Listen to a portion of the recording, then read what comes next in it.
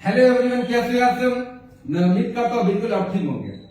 अगर आप मेरे चैनल पे न्यू है तो सब्सक्राइब करें और दबा करके बेल आइकन को प्रेस करें ताकि मेरे आने वाले वीडियो सबसे पहले आप तक पहुंचे। चलिए वीडियो को स्टार्ट करते हैं। आज हम आपको बताने वाले हैं एपेंडेक्टोमी आखिर क्या क्या होता है, एपेंडेक्टोमी क्यों होता है, अपेंडिक्स क्यों होता है, कैसे होता है, ये सब चीज आपको देखने को मिलेगा। क्या कह रहा है, an appendectomy is a surgical procedure to remove appendix. मतलब क्या है कि एक एपेंडेक्टोमी जो परिशिष्ट को हटाने के लिए एक शल्य प्रक्रिया है। सोचिए अगर किसी को अपेंडिक्स हो जाता है तो वो सर्जिकल के माध्यम से बाहर निकाला जाता है। नेक्स्ट क्या है, this procedures done for appendix. क्या है कि यह प्रतिक्रिया पथरी के लिए की जाती है। जब किसी को पथरी होता है उस सिचुएशन में किया जा सकता है। तीसरा क्या है, appendicitis is a painful inflammation of appendix. क्या कह रहा है कि अपेंडिक्स की एक दर्दनाक सूजन है। क्या है, एक दर्दनाक सूजन है। अगर किसी को यह सूजन देखने को मिल सकता है तब जाकर के यह बीमारी का रूप ले सकता है। नेक्स्ट क्या है, there are two procedures use for appendectomy. क्या कह रहा है कि एपेंडेक्टोमी के लिए उपयोग दो प्रतिक्रियाओं रहे हैं, जैसे लेप्रोस्कोपी। क्या कह रहा है कि लेप्रोस्कोपी और एपेंडेक्टोमी क्या कह रहा है कि ओपन एपेंडेक्टोमी मतलब क्या कि एपन जो ओपेंडेक्टोमी है तो एपेंडेक्टोमी खोले उसको मतलब खोलने का सिम्टम दिखाने को मिल रहा है। क्या मिल रहा है,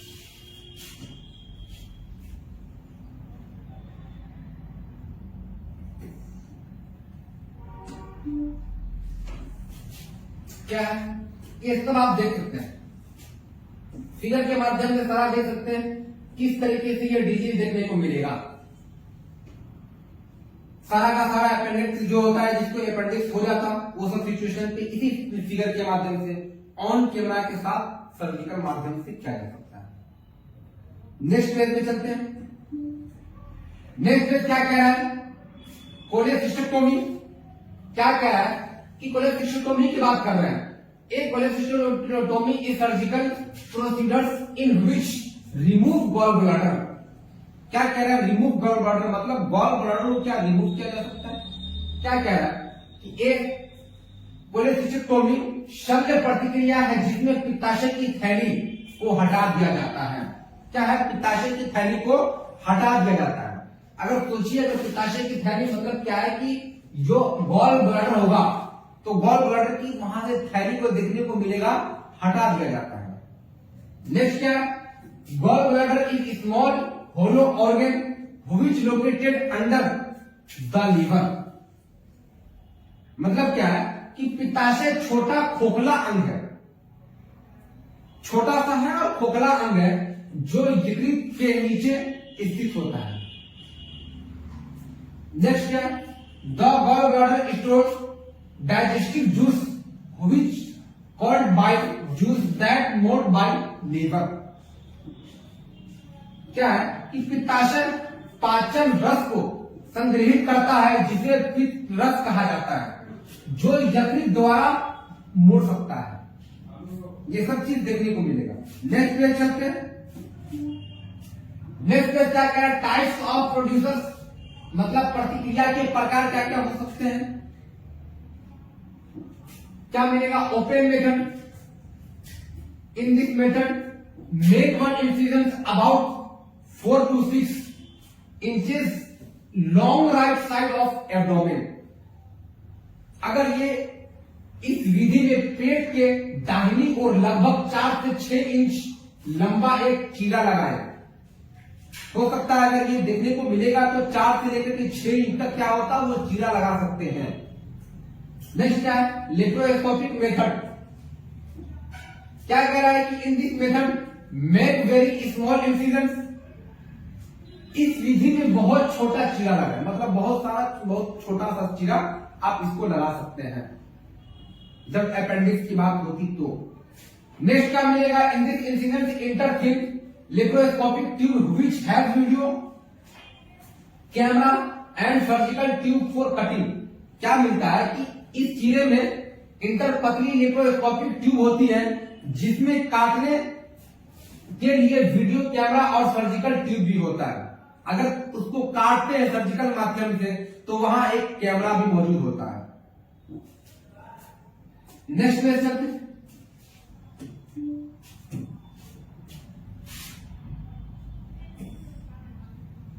क्या मिलेगा देखिए को यहां ये एक सर्जिकल इंस्ट्रूमेंट की बात कर रहे हैं। यहां जो ऑपरेशन होता है सर्जिकल के माध्यम से तब जाकर के ये देखने को मिलेगा कि एक ऑन कैमरा भी देखने को मिलता है। नेक्स्ट पेज चलते हैं। नेक्स्ट पेज क्या करा important gall stone in the gall bladder that are causing symptoms it is called coliosis. क्या मिलेगा पित्ताशय में पित्ताशय की पथरी जो लक्षण है पैदा कर रही है उसे हम क्या बोलेंगे कोलेलिथेसिस कहा जाता है। कोलेलिथेसिस कहा जाता है। नेक्स्ट क्या मिलेगा inflammation on gall bladder it is called क्या मिलेगा कोलिसाइटिस। पित्ताशय पर सूजन में इसे क्या बोलेंगे कोलेसिस्टिस कहा जाता है। ये सब चीज देखने को मिल सकता है अगर किसी पेशेंट को है तो। नेक्स्ट क्या होगा if increase gall bladder size it is called polyps. क्या मिलेगा यदि पित्ताशय का आकार बढ़ जाता है मतलब पित्ताशय का आकार लगातार बढ़ रहा है तब जाकर के इसे पॉलिप्स कहा जाता है। नेक्स्ट पेज चलते हैं। नेक्स्ट पेज में क्या करें coronary artery high pass coronary artery high pass grafting it is called high pass surgical या सर्जरी। क्या मिलेगा सर्जरी। कोरोनरी धमनी बाईपास ग्राफ्टिंग इसे बाईपास सर्जरी कहा जाता है। जो बाईपास सर्जरी मतलब ग्राफ्टिंग जो बाईपास सर्जरी के माध्यम से होता है उसको सर्जिकल मेथड भी कहा जाता है। नेक्स्ट क्या होगा it is medical procedures to improve blood flow of heart या हृदय के रक्त प्रवाह में सुधार करने के लिए चिकित्सा प्रतिक्रिया है। अगर हार्ट चेंबर में लगातार ब्लड का सप्लाई नहीं होगा तो फिर हार्ट चेंबर क्या होगा वो रुक जाएगा और हो सकता है कि हार्ट फेल्योर भी हो सकता है। नेक्स्ट क्या मिलेगा दिस रिसर्च में be needed when decreases blood flow due to narrow coronary arteries और एनी अदर। क्या मिलेगा ब्लॉकेज लाइक कोलेस्ट्रॉल। क्या है कि मज्जा कोरोनरी धमनियां या कोलेस्ट्रॉल जैसी किसी अन्य रुकावट के कारण रक्त प्रवाह कम होने पर इस प्रतिक्रिया या इस प्रक्रिया की आवश्यकता हो सकती है जो कि आप यहां देख रहे हैं। क्या होगा लगातार अगर ब्लड का सर्कुलेट काम करना बंद कर दे वो सब सिचुएशन में क्या होगा कि पंपिंग भी काम करना बंद कर देगा और हो सकता है कि आपके बॉडी में आधा से ज्यादा पार्ट अगर ब्लड के सप्लाई से रुक जाता तो फिर वो पार्ट काम करना भी बंद कर देगा। नेक्स्ट पेज चलते। नेक्स्ट पेज क्या करा important by this producers does not treat coronary artery disease in it just uses for reducing symptoms like chest pain breathing difficulty. क्या मिलेगा कि and increase blood oxygen flow. इस प्रतिक्रिया से coronary धमनियों की बीमारी का इलाज नहीं होता है। बीमारी का इलाज नहीं होता है। यह सिर्फ सीने में दर्द सांस लेने में कठिनाई और रक्त ऑक्सीजन के प्रवाह को बढ़ाने जैसे लक्षणों को कम करने के लिए उपयोग करता है। Next page section. Next page क्या कह रहा है नेक्स्ट पेज क्या कह रहा है होमोराइडोटोमी। क्या मिलेगा होमोराइडोटोमी क्या है कि it is procedures in which remove क्या मिलेगा होम्योरॉइड फ्रॉम द एनस। यह गुदा से बवासीर को हटाने की प्रतिक्रिया है। अगर बवासीर किसी को होता है वो सब सिचुएशन भी देखने को मिलेगा। क्या मिलेगा hemorrhoidectomy also known as pipes in which swollen and inflamed anus and started bleeding itching and pain, मतलब खुजलाहट भी यहाँ देखने को मिलेगा और दर्द भी देखने को मिलेगा। सारा क्या मिलेगा? रक्त का स्राव, नकाशी और दर्द शुरू हो सकता है। ये सब सिचुएशन पे देखने को मिलेगा। नेक्स्ट पे चलते हैं। नेक्स्ट पे क्या है? Hysterectomy. It is a surgical procedure in which remove uterus. क्या है कि यह एक शल्य प्रतिक्रिया है जिसमें गर्भाशय को हटा दिया जाता है। यूटेरस को भी क्या होता है? सर्जिकल माध्यम से यूटेरस को हटा दिया जाता है। नेक्स्ट क्या मिलेगा? This producer develops on patients condition because in some cases remove uterus, fallopian tube and ovaries. अब फैलोपियन ट्यूब क्या करता है इसमें? यह प्रतिक्रिया रोगी की स्थिति पर निर्भर करती है, क्योंकि कुछ मामलों में गर्भाशय क्या मिलेगा? फैलोपियन ट्यूब और अंडाशय को हटा दिया जाता है। अब सोचिए अगर अंडाशय को हटा दिया जाएगा तो उस सिचुएशन पे वो फीमेल द्वारा प्रेग्नेंट नहीं हो सकती। नेक्स्ट क्या मिलेगा? टाइप, इसका प्रकार क्या क्या है? टोटल हिस्टेरेक्टोमी मिलेगा। क्या है? Removing uterus and cervix. क्या है? गर्भाशय और गर्भाशय ग्रीवा को हटाना। नेक्स्ट क्या मिलेगा? नेक्स्ट क्या है? Super cervical hysterectomy, removing upper part of uterus and living service. क्या है कि गर्भाशय और जीवित गर्भाशय ग्रीवा के ऊपरी हिस्से को हटाना होता है। क्या है?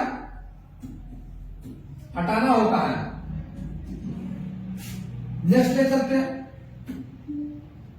नेक्स्ट पे क्या कह रहा है? मैस्टेक्टोमी। क्या मिल रहा है? It is the procedures in which remove all breast tissue and breast skins and nipple। क्या कह रहा है? TI वह प्रतिक्रिया है जिसमें सभी स्तन, उत्तक और स्तन की त्वचा और निप्पल को हटा दिया जाता है। मतलब अगर निप्पल को हटा दिया जाएगा तो बेबी निप्पल दूध नहीं पी सकता। नेक्स्ट क्या है?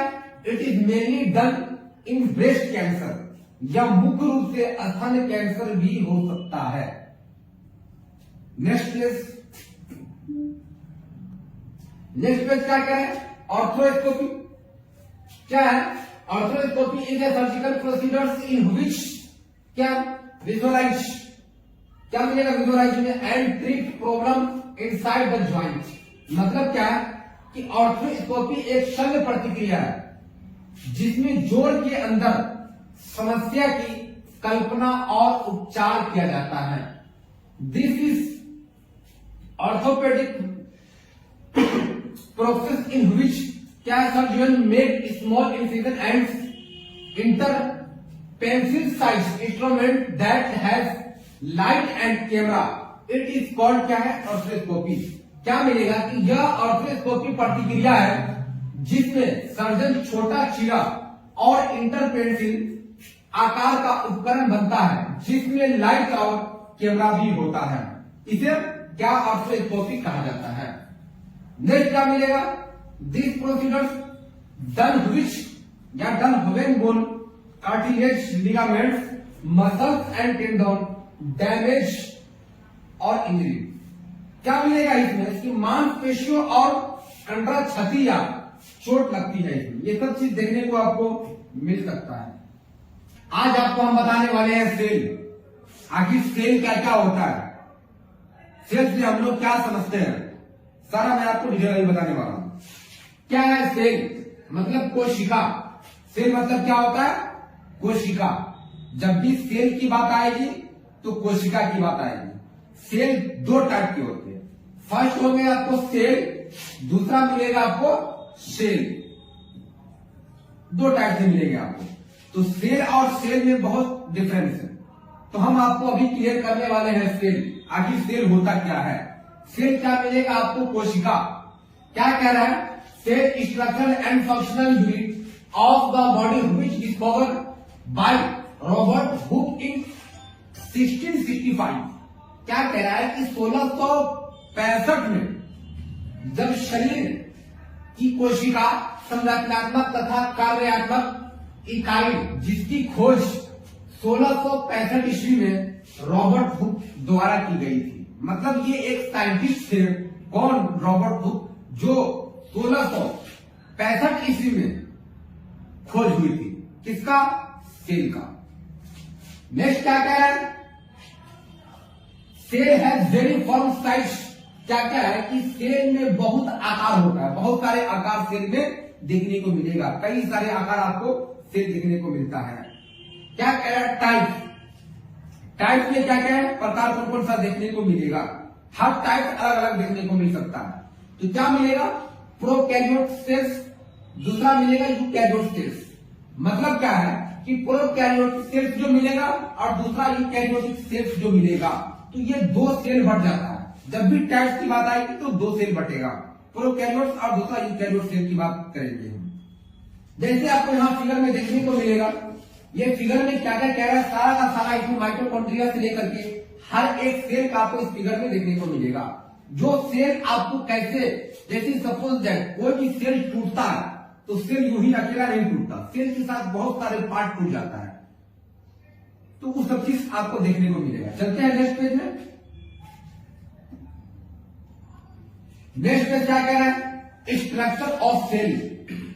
स्ट्रक्चर ऑफ सेल, कोशिका की संरचना। क्या कह रहा है? न्यूक्लियस मतलब नाभिक, फर्स्ट पार्ट में। सेकेंड क्या कह रहा है? न्यूक्लियोलस। थर्ड मिलेगा राइबोसोम्स। चौथा मिलेगा आपको ER मतलब इंडोप्लाज्मिक रेटिकुलम। क्या मिलेगा? Endoplasmic reticulum. दो पार्ट आपको मिलेगा इसमें।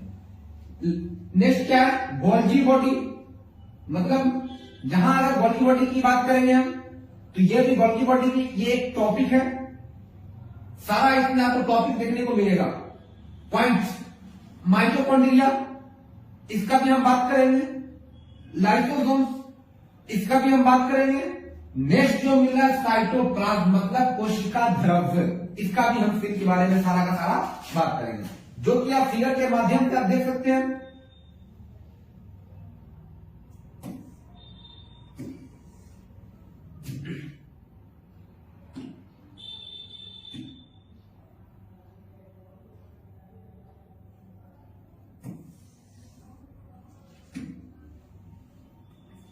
सारा का सारा आपको सेल मिलेगा देखने को। ये पूरा का पूरा सेल बना हुआ है, हर एक सेल अपने अपने हिसाब से काम करता है। राइबोसोम्स क्या करेगा, माइटोकॉन्ड्रिया क्या करेगा, ये सब सेल अपने अपने हिसाब से चलता है। चलिए चलते हैं नेक्स्ट पेज पे। नेक्स्ट पेज क्या करेगा? राइबोसोम्स। अब राइबोसोम्स की बात करेंगे। Ribosomes formation done in cell nucleus, it is made by associated RNA and protein. क्या मिलेगा कि कोशिका न्यूक्लियोलस में राइबोसोम्स का निर्माण होता है, यह संबंध RNA और प्रोटीन द्वारा बनाया जाता है। मतलब क्या है कि RNA प्रोटीन नामक का एक नाम है जो उसके द्वारा बनाया जाता है, प्रोटीन। नेक्स्ट लाइन क्या कह रहा है? This ribosomes made up two subunits. क्या मिलेगा इसमें कि इस राइबोसोम्स ने दो सब यूनिट्स बनाए, दो टाइप्स आपको यहां देखने को मिलेगा। नंबर 1 क्या है? लार्ज सब यूनिट्स, जो कि आपका डोम शेप स्ट्रक्चर टाइप का होगा। नेक्स्ट क्या है? स्मॉल सब यूनिट्स, जो आपका कैट शेप स्ट्रक्चर टाइप का देखने को मिल सकता है। तो इसमें ये सारा का सारा है। अब हम फिगर के अकॉर्डिंग चलते हैं। फिगर में क्या कह रहा है?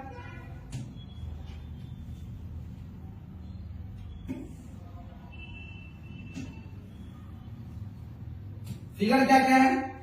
स्मॉल सब यूनिट, ये आपको फिगर में देखने को मिलेगा। ये जो पार्ट इसका है, इसके बीच में क्या कह रहा है? स्मॉल सब यूनिट। दूसरा जो मिलेगा आपको, ये सेल अलग है।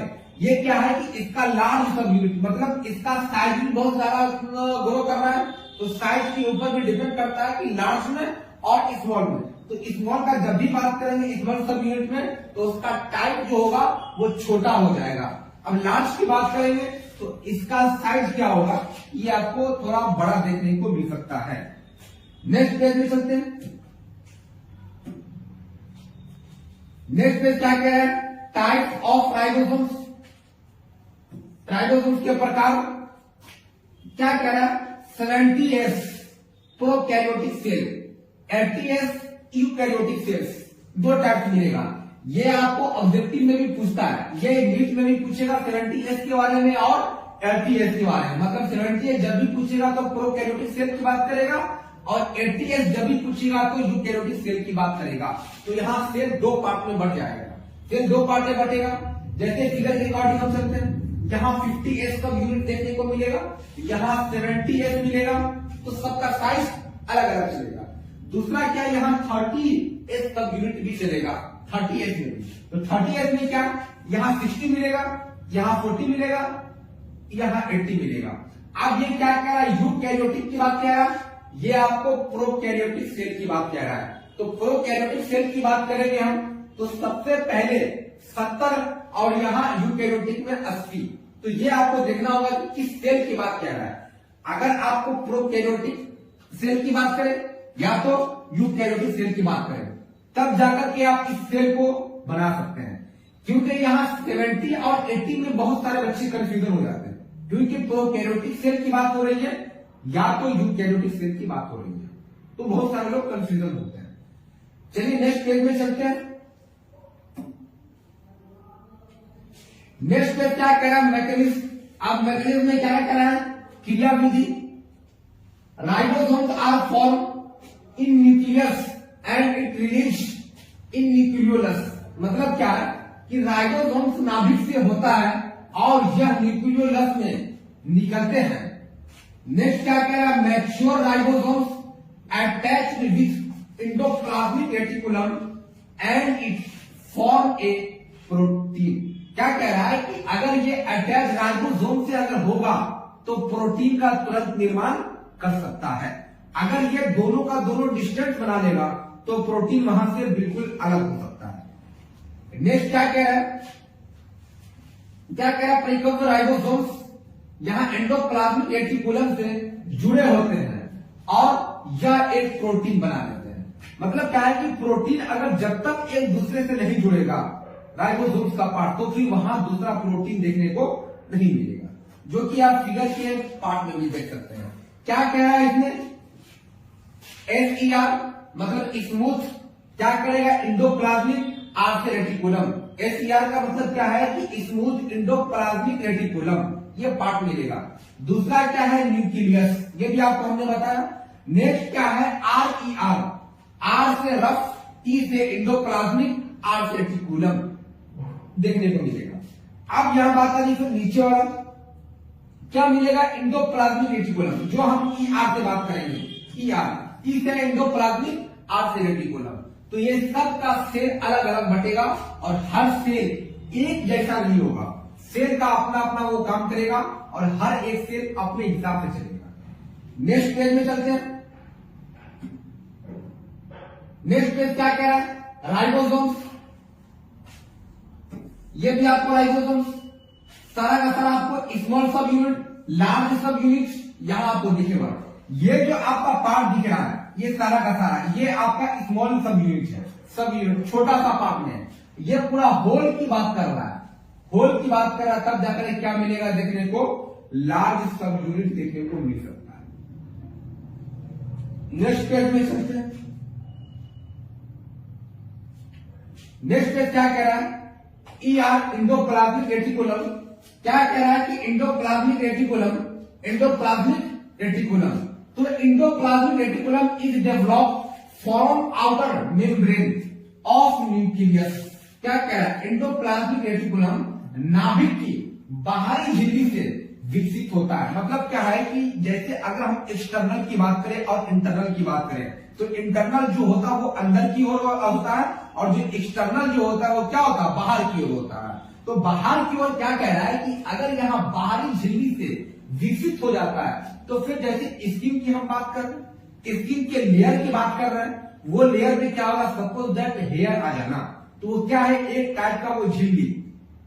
उसी तरीके से क्या कह रहा है कि ये बाहरी लेयर से जब झिल्ली विकसित होती है तो किसके द्वारा, तो एंडोप्लाज्मिक रेटिकुलम के द्वारा।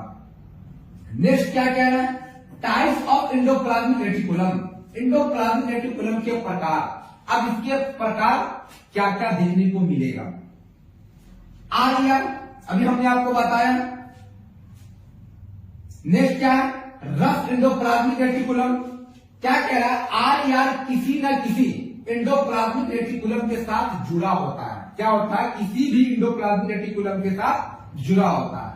आर यार से, आर से रफ, ई से एंडोप्लाज्मिक, आर से रेटिकुलम। क्या नेक्स्ट क्या कह रहा है, एस ई आर मतलब स्मूथ एंडोप्लाज्मिक रेटिकुलम। क्या मिलेगा, स्मूथ एंडोप्लाज्मिक रेटिकुलम मतलब एस ई आई आर, चिकना एंडोप्लाज्मिक रेटिकुलम के टाइप का देखने को मिलता है।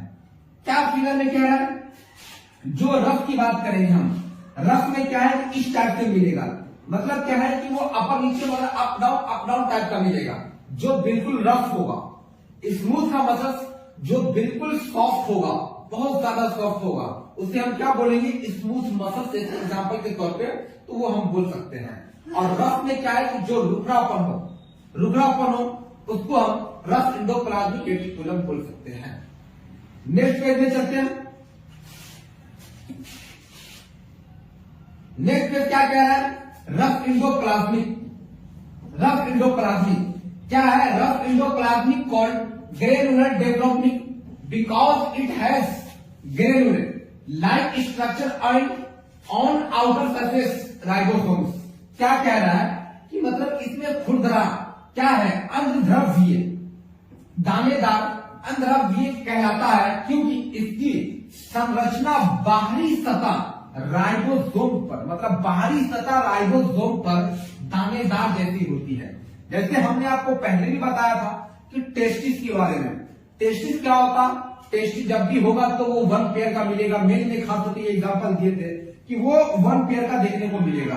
तो वन पेयर में क्या है कि टेस्टिस के बाहरी लेयर की हम बात करेंगे तो स्क्रोटम की बात करेंगे। स्क्रोटम में जैसे अगर बाहरी लेयर की उसकी बात करेंगे तो छोटे छोटे पिंपल्स होना स्टार्टिंग हो जाता उस मेल के अंदर, जिसको सपोज दैट हम मतलब जो बीमारी का डिजीज देखने को मिलता उसे हम या तो HIV का रूप लेते हैं या तो उसे हम एड्स का रूप लेते हैं, क्योंकि वो पिंपल्स जैसे देखने को मिलेगा तो वो क्या वायरल इन्फेक्शन हो सकता है।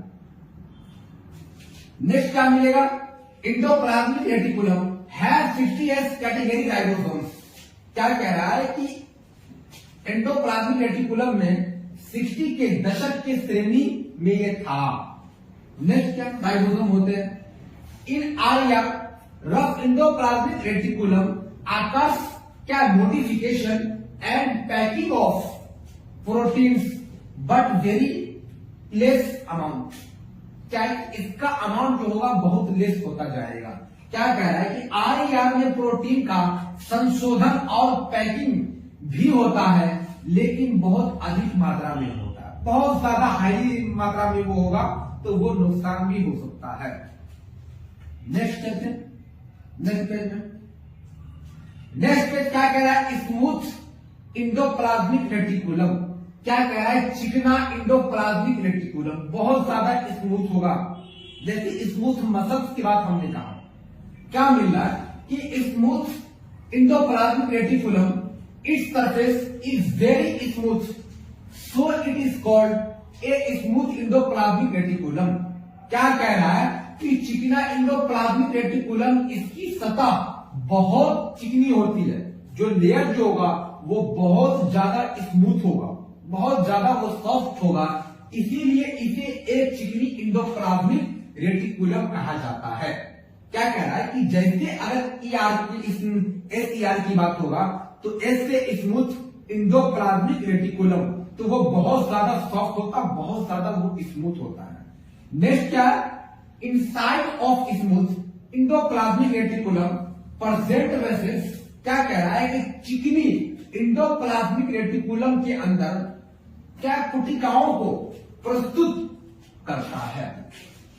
सारा का सारा लेवल अब उसी के बेसिस पे बैठे जो स्मूथ की बात करेंगे, स्मूथ एंडोप्लाज्मिक रेटिकुलम की बात करेंगे। नेक्स्ट क्या कह रहा है, in this vesicle proteins are packed. मतलब क्या है कि इसमें कोशिका प्रोटीन को पैक किया जा सकता है, मतलब पैक कर दिया जाता है protein.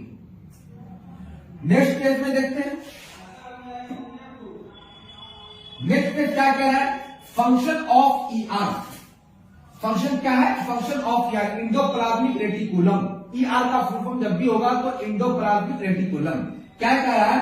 Endoplasmic reticulum work as transport system. Transport system तो इंडोप्लाज्मिक रेटिकुलम परिवहन प्रणाली के रूप में काम करता है। क्या है? परिवहन प्रणाली के रूप में ये काम करता है। नेक्स्ट क्या मिलेगा? It is also help formation of proteins. क्या है कि टीआई प्रोटीन के निर्माण में भी मदद करता है। जहां अगर टीआई की बात करेंगे तो ये क्या चीज में? प्रोटीन में मदद करेगा। नेक्स्ट मिलेगा it release a Ca plus, मतलब कैल्शियम की बात करेगा, कैल्शियम आयन से ड्यूरिंग द मसल्स।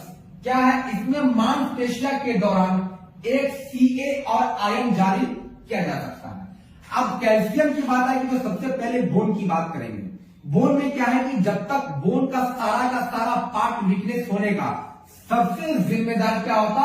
वो कैल्शियम हो जाता है। क्योंकि कैल्शियम अगर जहां बॉडी से खसका तो आपका बोन धीरे धीरे कटकटाहट की आवाज स्टार्टिंग हो जाएगा और वो बोन धीरे धीरे लेस देन, मतलब उसका सारा बोन जो होगा वो कमजोर होता चला जाएगा। नेक्स्ट पेज में चलते हैं। नेक्स्ट पेज क्या कह रहा है? गोल्गी बॉडी की बात करेंगे आप। तो Golgi body is just attached to the endoplasmic reticulum. क्या कह रहा है? गोल्गी शरीर सिर्फ इंडोप्लाज्मिक रेटिकुलम से जुड़ा हुआ है। सिर्फ इंडोप्लाज्मिक रेटिकुलम से वो पार्ट जुड़ा हुआ है। नेक्स्ट क्या है? Golgi body take vessels and modify and packed a proteins. क्या है? गोल्गी शरीर पुटिका लेता है और संशोधित कर देता है। मतलब वो लेगा भी तो उसको संशोधित भी कर देता है। नेक्स्ट क्या मिलता है? प्रोटीन प्लस शुगर, जिसको हम ग्लाइकोलिपिड बोलते हैं। क्या? प्रोटीन प्लस शुगर, ये दो मिलकर के क्या? ग्लाइकोलिपिड। आप प्रोटीन प्लस लिपिड की बात करेंगे तो इसे हम क्या बोलेंगे? लिपोप्रोटीन्स बोलेंगे। दो ये आपको, ये केमिस्ट्री में भी आपको देखने को मिलेगा। क्या मिलेगा? कि प्रोटीन प्लस लिपिड की बात आ रही है। तो प्रोटीन जब भी मिलेगा तो उसके साथ क्या होगा? लिपिड। तो दोनों को मिलाकर के हम लिपोप्रोटीन की बात करेंगे। जैसे आप फिगर में भी यहां देख सकते हैं। फिगर में क्या कह रहा है?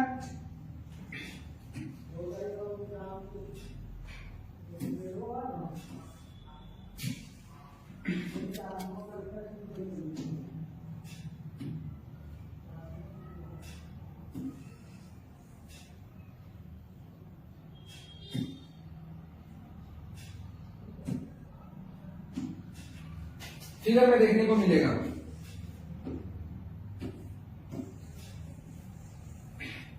फिगर में क्या है? न्यूली फॉर्मिंग वेसल्स, ये एक टाइप का मिलेगा। दूसरा तो क्या है? इनकमिंग की बात करेगा। तीसरा जो है गोल्गी एपरेटस की बात करेगा। तो मेन जो गोल्गी एपरेटस की बात करेगा तो ये सारा का सारा जो पार्ट जो सिस्टम है, ये सारा का सारा सिक्रेटरी वेसल्स, ये जो जितना पार्ट आपको देखने को मिलेगा ये सारा का सारा ट्रांसलेट ये हर एक सेल में होता है। नेक्स्ट पे चलते हैं। नेक्स्ट पे क्या कहा? लाइसोसोम्स। अब क्या करें? Lysosomes are spherical cell like structure. It is developed from the vesicles. क्या है? लाइसोसोम्स गोलाकार थैली जैसी संरचना होती है। मतलब ये राउंड शेप में होगा, थैली जैसी संरचना देखने को मिलेगा। इसे पुटिका से विकसित किया जाता है। नेक्स्ट देखते हैं। Lysosome are produce many digestive enzymes as, मतलब लाइसोसोम जो कई पाचन इंजाइम का उत्पादन कर देता है या करते हैं। इंजाइम्स में बहुत सारा डाइजेस्टिव सिस्टम जिसका डिसऑर्डर फंक्शन काम करता, उस वक्त ये सब सिचुएशन देखने को मिलेगा। क्या कह रहा है? न्यूक्लियस की बात कर रहा है। नेक्स्ट क्या है? फॉस्फेटेज की बात है। नेक्स्ट क्या है? लाइकेज की बात है। उसके बाद देखने को मिलेगा प्रोटीएज की बात करेगा। नेक्स्ट मिलेगा जो आपको ग्लाइकोसिडेज की बात करेगा। जहां ग्लाइकोसिडेज की बात करेगा कि ये सब पार्ट आपको इस सेल में देखने को मिलेगा, सारा का सारा लाइसोसोम में देखने को मिलेगा। नेक्स्ट पे चलते हैं। नेक्स्ट पे क्या कह रहा है? Plasma membrane. Plasma membrane, plasma membrane is also called cell membrane. It is made of phospholipids and it treats cells organisms from outer involvement क्या है कि प्लाज्मा झिल्ली को कोशिका झिल्ली भी कहा जाता है। यह फॉस्फोलिपिड से बना होता है और यह बाहरी वातावरण से जेल या सेल ऑर्गेनल के को अलग कर देता है।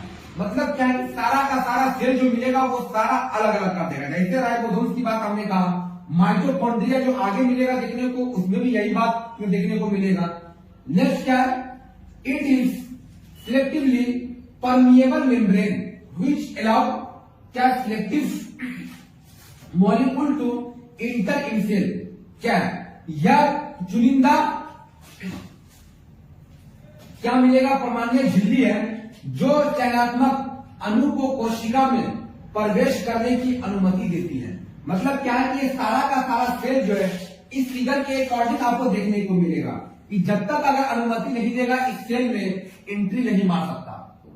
आज आपको हम बताने वाले हैं नर्वस सिस्टम। आखिर नर्वस सिस्टम क्या क्या होता है, कैसे काम करता है। इसमें आपको हम क्या क्या बताएंगे, नर्वस सिस्टम बताएंगे, दूसरा सीएनएस बताएंगे, तीसरा पीएनएस बताएंगे। ये सब भी आपको यहाँ देखने को मिलेगा। आखिर इससे क्या क्या देखने को मिलता है सब आपको अभी टॉपिक पे लेके चलते हैं। क्या कह रहा है नर्वस सिस्टम। नर्वस सिस्टम में क्या कहा है, तंत्रिका तंत्र। मतलब क्या है कि नर्वस सिस्टम सारा का सारा नर्वस सिस्टम पे एक बेसिक पे टिका हुआ है। क्या कह रहा है, nervous system is a most important system of the body which made up many small units of neuron cells. क्या कह रहा है कि न्यूरॉन सेल भी इसमें मौजूद है। मतलब तंत्रिका तंत्र शरीर की एक सबसे महत्वपूर्ण प्रणाली है जो न्यूरॉन सेल से कई छोटी इकाइयों से बना होता है। मतलब न्यूरॉन सेल जो है, न्यूरॉन सेल वो कई छोटी इकाइयों से बना होता है, बहुत छोटे से इकाइयों से बना होता है। नेक्स्ट क्या है, neuron cells is a structural and functional. क्या कह रहा है, structural and functional unit of the nervous system. Unit of the nervous system. Neurons कोशिका तंत्रिका तंत्र की एक संरचनात्मक और क्रियात्मक इकाई है। मतलब क्या है, इसमें न्यूरॉन्स की जो है और न्यूरॉन के साथ साथ आपको नर्वस सिस्टम जो है वो एक क्रियात्मक क्रिया है।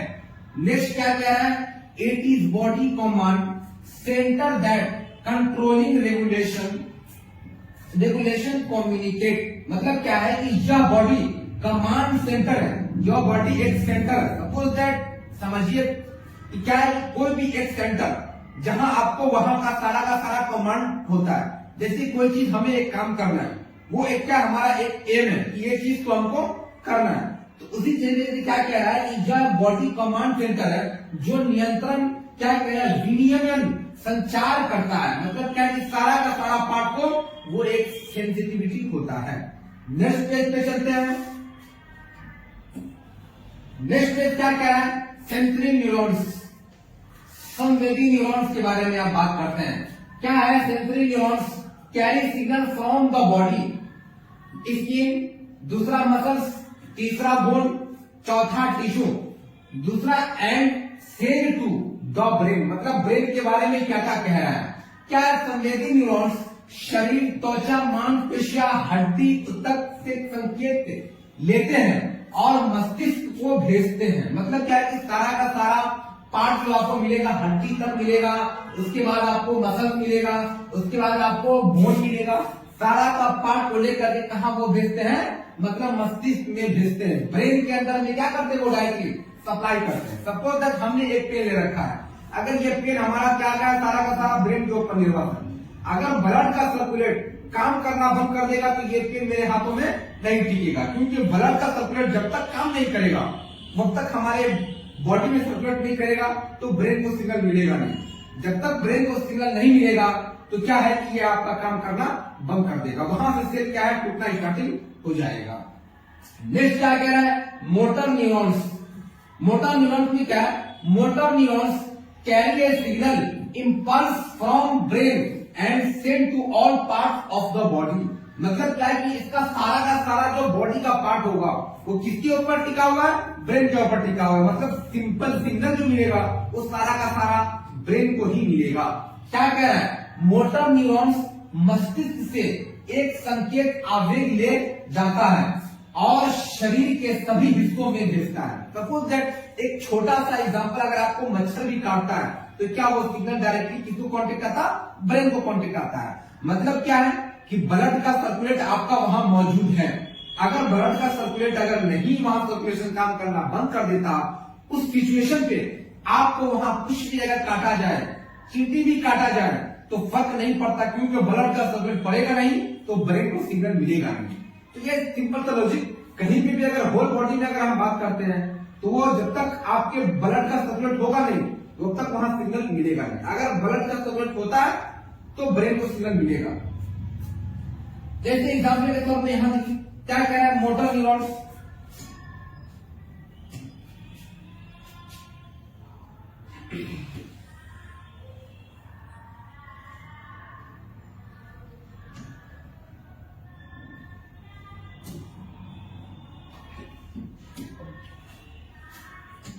क्या कह रहा है, मोटर न्यूरॉन्स। सारा का सारा पार्ट आपको देखने को मिल रहा है। इसमें भी है ये सेल बॉडी, ये एक्सॉन, ये सब आपको 11th में पढ़ना होता है। ये सब 11th में दे रखा हुआ है। मतलब क्या, सेल बॉडी कैसे काम करता है, एक्सॉन कैसे काम कर सकता है, यहाँ न्यूरॉन कैसे काम कर सकता है, ये सब आपके 11th में टॉपिक में दिया हुआ है। अभी हम मोटर न्यूरॉन्स की बात करते हैं। ये मोटर न्यूरॉन्स की सारा का सारा सिग्नल किधर, अपोजिट डायरेक्शन दिखा रहा है। इसका जो ग्राफिकल रेशियो वो अपोजिट डायरेक्शन वो फिगर में दिखाता है कि इस तरीके से आपको होता। तो एक्सॉन के बारे में ये हम पूरा 11th में पढ़ेंगे और देखने को मिल सकता है वहां टॉपिक। नेक्स्ट पेज में चलते हैं। नेक्स्ट पेज क्या कह रहा है, टाइप्स ऑफ नर्वस सिस्टम। मतलब तंत्रिका तंत्र के प्रकार, क्या क्या प्रकार हो सकते हैं। CNS, central nervous system. Central nervous system में क्या क्या मिलेगा, कि सेंट्रल नर्वस सिस्टम CNS, केंद्रीय तंत्रिका तंत्र। अब इसमें क्या है, ब्रेन। ब्रेन में क्या है, मस्तिष्क। क्या मिलेगा देखने को, मस्तिष्क। दूसरा स्पाइनल कॉर्ड, मेरुरज्जु, ये भी देखने को मिलेगा। तीसरा है PNS। PNS जो मिलेगा आपका पेरिफेरल नर्वस सिस्टम। PNS में देखने को, हम दूसरा बात करते हैं PNS, पेरिफेरल नर्वस सिस्टम। अब पेरिफेरल नर्वस सिस्टम में क्या है, कह रहा है PNS, परिधीय तंत्रिका तंत्र। मतलब सबका एक लेवल बना हुआ। अब सबसे पहले CNS की बात करते हैं। नेक्स्ट क्या मिलेगा, सोमैटिक मोटर नर्वस सिस्टम, मतलब दैहिक मोटर तंत्रिका तंत्र, ये भी देखने को मिलेगा। उसके बाद क्या है, ऑटोनोमस नर्वस सिस्टम, स्वायत्त तंत्रिका तंत्र, ये सब देखने को मिलेगा। अब हम इससे बात करते हैं CNS, सेंट्रल नर्वस सिस्टम। मतलब क्या है, ये सारा का सारा आपका ब्रेन पे काम करेगा। सपोज दैट अगर कोई पेपर आपके हाथ में है या तो यदि पेन है तो ये चीज सारा का सारा किस पे काम कर रहा है, एक ब्लड के सर्कुलेट पे काम कर रहा है। अगर ब्लड का सर्कुलेट नहीं हो, ब्लड का सर्कुलेट काम करना बंद कर दे, उस सिचुएशन पे क्या है कि ये आपको सिग्नल नहीं मिलेगा और ब्रेन जो है वो काम करना बंद कर देगा। दूसरा क्या है, PNS, पेरिफेरल नर्वस सिस्टम। इसको हम आगे डिफाइन करते हैं। नेक्स्ट पेज में चलते हैं। नेक्स्ट पेज क्या कह रहा है, सोमैटिक नर्वस सिस्टम, मतलब दैहिक तंत्रिका तंत्र।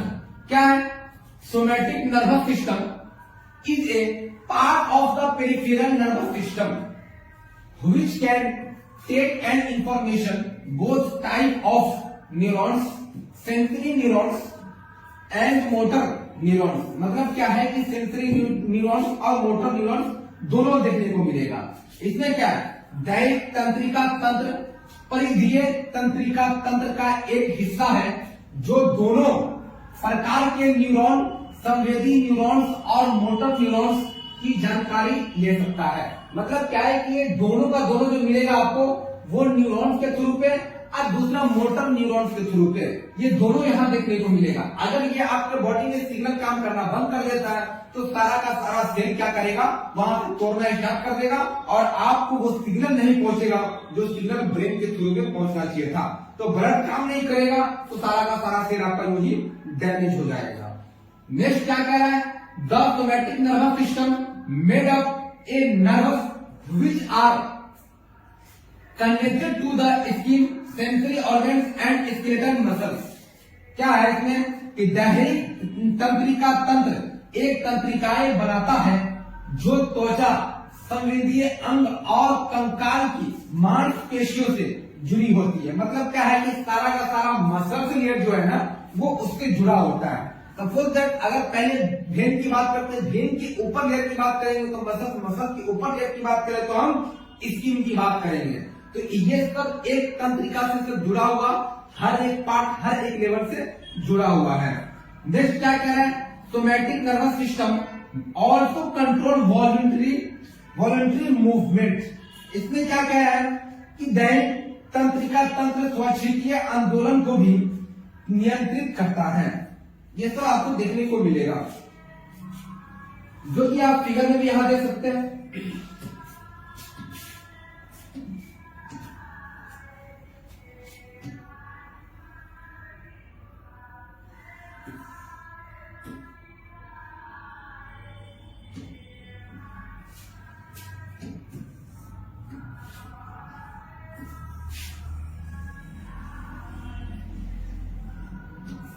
फिगर में देखने को मिलेगा, ये एक्सॉन आपको 11th में ही पढ़ना है, ये न्यूरॉन्स आपको 11th में पढ़ना है, ये सोमैटिक नर्वस सिस्टम ये भी आपको 11th में पढ़ना है, जो भी हमने बताया। सेल बॉडी ये भी आपको 11th में पढ़ना है, डेंड्राइन ये भी आपको 11th में पढ़ना है। अब ये ब्रेन की बात आएंगे, ये भी ब्रेन टोटल का टोटल आपको 11th में टिका हुआ पार्ट है, पूरा वहां पार्ट क्लियरली समझा चुका है। दूसरा क्या है, स्पाइनल कोड, ये भी आपको 11th का ही टॉपिक है। नेक्स्ट मिलेगा movement control and sensory in spinal या पेन की बात करेंगे। तो ये चीज आपको वहां देखने को मिलेगा सारा का सारा ब्रेन के ऊपर, कि ब्रेन किस तरीके से काम करता है और वो कब काम करना बंद कर देता है जब तक ब्लीडिंग ना काम करे। नेक्स्ट पेज में चलते हैं। नेक्स्ट पेज क्या कह रहा है, all body senses travel through somatic nervous system except light and vision. प्रकाश और दृष्टि को छोड़कर सभी शरीर इंद्रियां दैनिक तंत्रिका तंत्र के माध्यम से यात्रा करती है। मतलब सारा का सारा हर एक लेवल सिर्फ उसी बात पे टिका हुआ कि कैसे कैसे वो ब्लड का प्रेशर काम करेगा और किस तरीके से ब्लड का मूव वो काम करेगा। अगर काम करना बंद कर देता है तो आपका ब्रेन बिल्कुल काम करना बंद कर देगा। नेक्स्ट क्या है, because our eyes optic and retina nerve directly connect with brain. क्या है, क्योंकि हमारी आंखें ऑप्टिकल और रेटिना नर्व सीधे से दिमाग से जुड़ी होती है। सीधा क्या है, वो आंख का जो नस मिलेगा वो डायरेक्टली सीधा ब्रेन से जुड़ा होता है। इसीलिए वॉक करना बहुत जरूरी क्या होता है कि आपके बॉडी का ब्लड सर्कुलेट मूव करेगा। उस सिचुएशन पे क्या है कि ब्लड कहीं भी गांठ बन करके नहीं जमेगा। मसल में होता है बहुत सारे जगह पे कि जो भेड़ होता है ना वहां आपको गांठ बन जाता है, और गांठ बनने के बाद क्या है कि वो ब्लड के प्रेशर को रोक देगा, और वो रोकने के बाद क्या है कि उस एरिया को धीरे धीरे काम करना बंद कर देगा। यदि काम करना बंद कर देता है तो सोचने पे भी आपको वहां मजबूर कर देगा, क्योंकि ब्लड का सर्कुलेट तो हो ही नहीं रहा। अगर ब्लड का सर्कुलेट नहीं होगा उस सिचुएशन पे आपके ब्रेन को चौपट कर सकता है। नेक्स्ट पेज में चलते हैं। ब्रेन का पहले देखिए, ब्रेन का दिखा रहे हैं।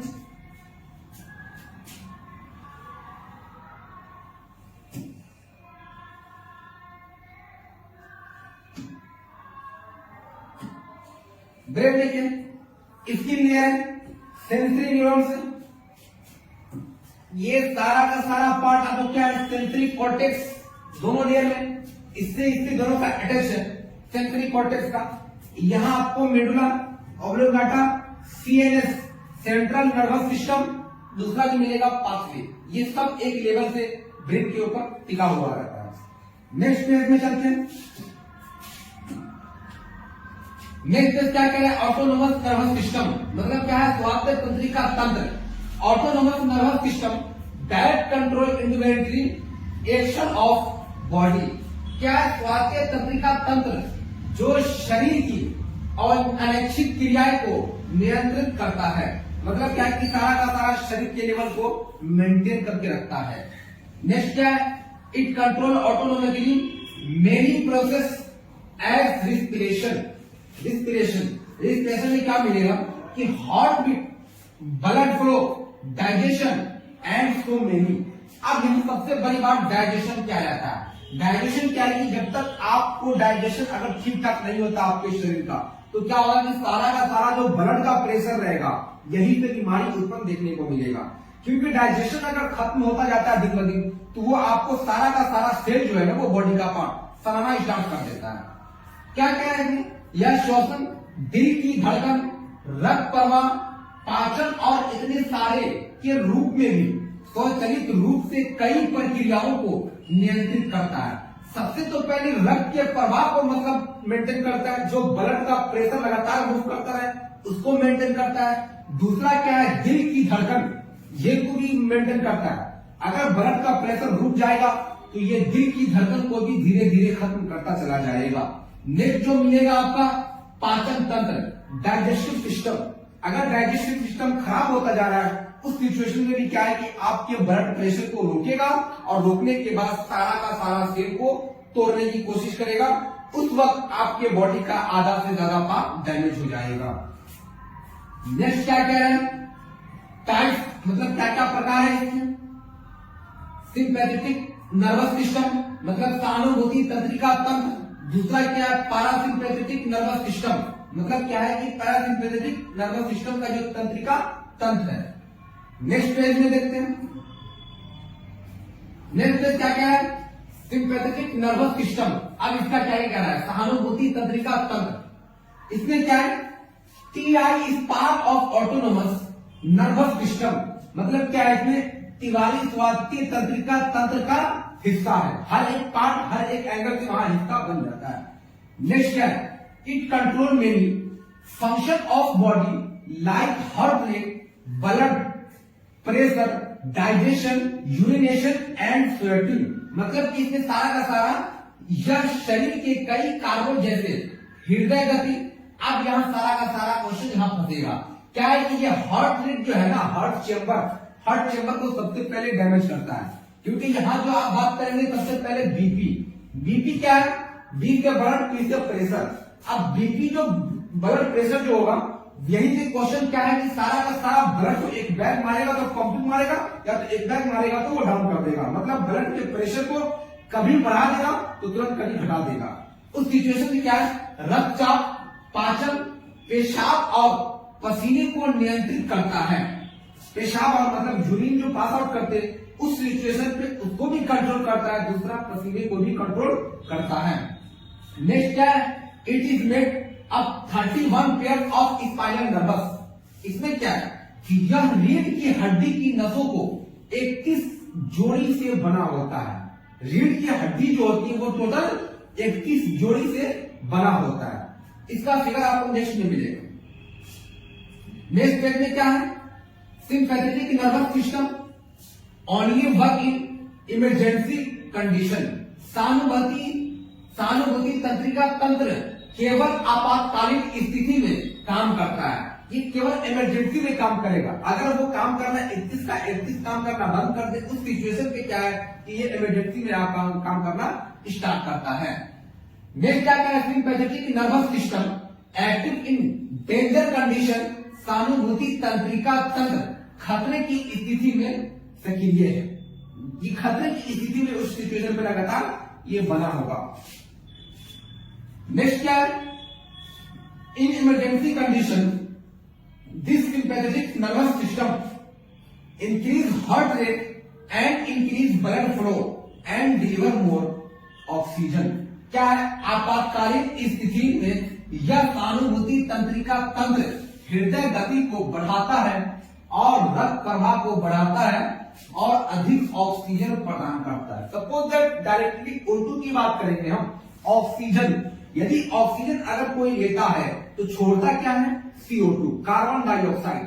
सपोज दैट अगर एक मास्क पहनते हैं, मास्क, उस सिचुएशन में क्या है कि हम जो O2 ऑक्सीजन जो लेते हैं और CO2 जो बाहर निकालते हैं, तो मास्क से क्या है कि कवरिंग हो जाता है।